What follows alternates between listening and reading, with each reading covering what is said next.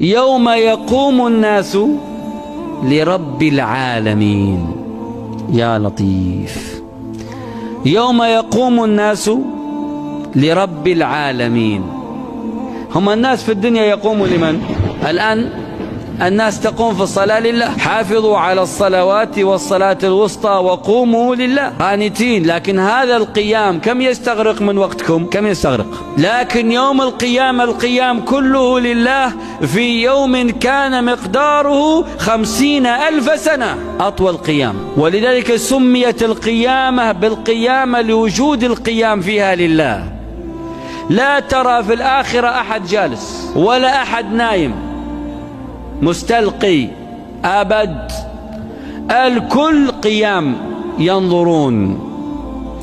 فإذا هم قيام ينظرون وأشرقت الأرض بنور ربها ووضع الكتاب. هذا القيام، هذه القيامة ربط الله عز وجل بالقيام أمور.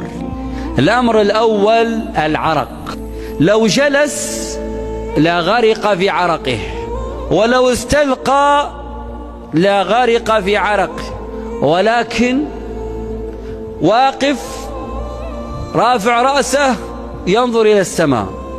وعنت الوجوه للحي القيوم، وقد خاب من حمل ظلما، ولو حبات من شعير، ولو حبات من رز، ولو شيء قليل، ولو دانق، ولو هلل.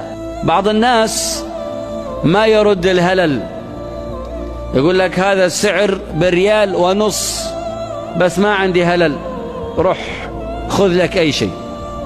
طيب ما نبي شيء، خلاص ما عندي، فهل هذا عفا؟ لا. وذلك دفع؟ لا. إذن ظلم. يوم القيامة يحكم الله بينهم.